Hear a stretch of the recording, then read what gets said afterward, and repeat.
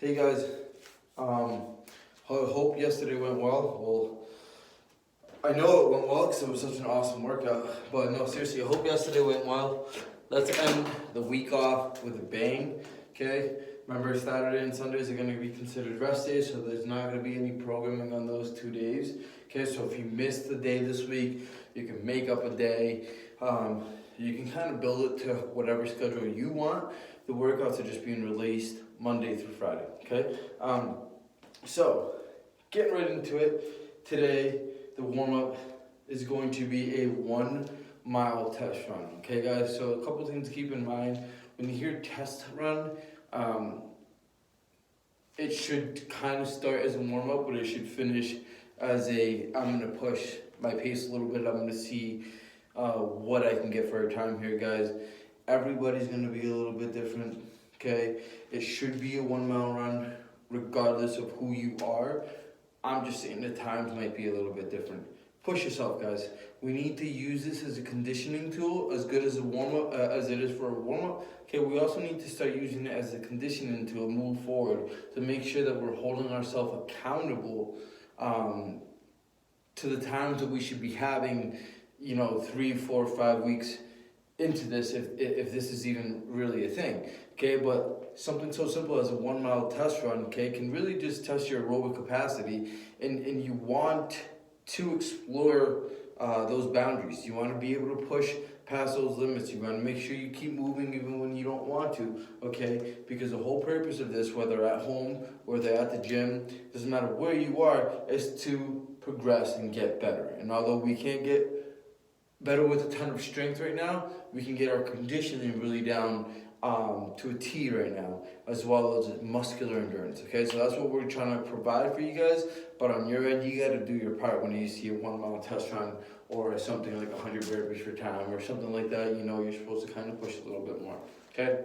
So that's gonna be your warm up. Okay guys, we're gonna move right into the dynamics. So the dynamics is gonna be the interims. So you guys already know the interims, okay? Just demo that real quick, reach for those toes, walk out onto those hands, okay, into that plank position, core tight, butt squeeze, elbows tight to your body, and do a push up, come up into a downward dog, passing your head through your shoulders, and then either tiptoeing your toes forward toward your hands, or walking your hands towards your feet again, okay?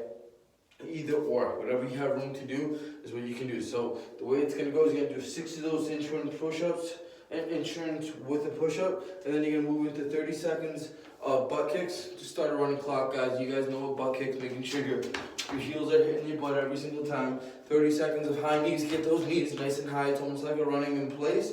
And you're gonna finish with 30 seconds of leg swings, opposite arm, opposite leg. Remember to bring your feet to your hand, not your hand to your feet.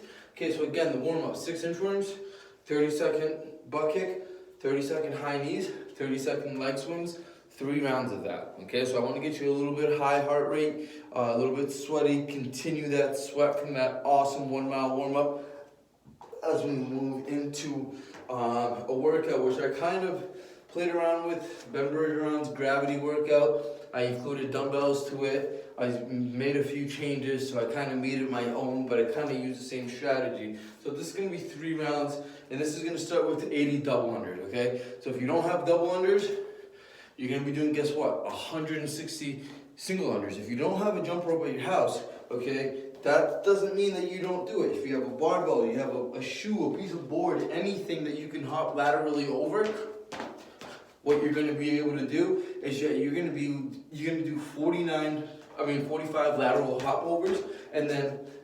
45 front back. So 45 left to right, 45 front to back, okay?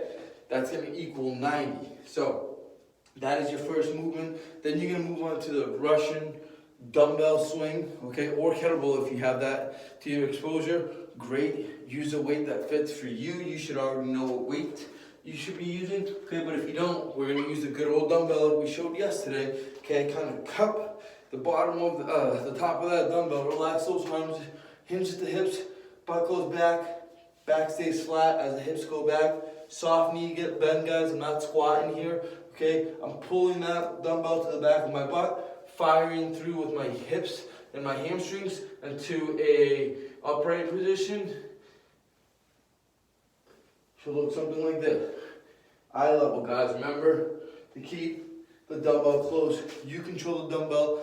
You don't let it control you. So we got the daily dubs. We have the 60 Russian swings. Okay. Then we got 40 sit-ups, guys. I know you guys know how to do the regular ab mat sit-up.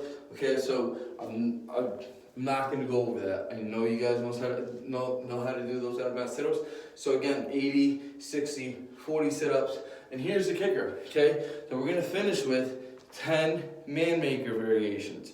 Go. So this is like a man maker with a slightly different variation. It can be done with one dumbbell. It can be done with two dumbbells. Either or. Two dumbbells is obviously harder. Okay.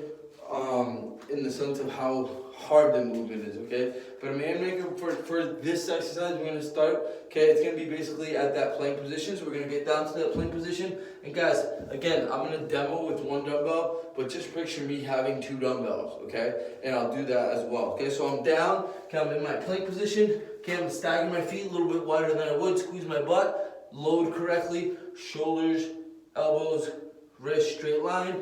I'm gonna do a push-up, widen out those feet. I'm gonna do a row with my right arm. Boom, if I have a dumbbell with my left arm, I will do a row with my left arm, okay? Guys, let's make sure that when we're rowing, we're not turning our torso, okay? Our core is nice and engaged, okay? It is a row right to the, I would say, high chest area, armpit area, okay? We're not turning, we're not doing any funkiness, okay? So again, it's a row with your right, boom. If you have one with your left, you do it with your left. If not, you turn this over, you do a row with your left, boom. That dumbbell goes in between.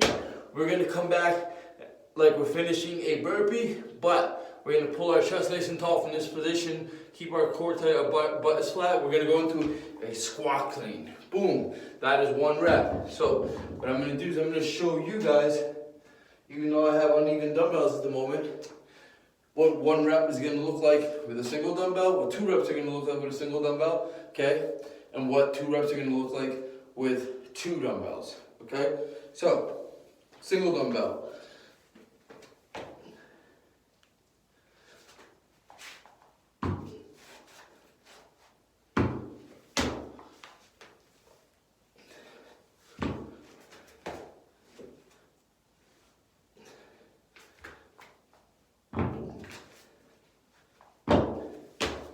Alternating hands every time.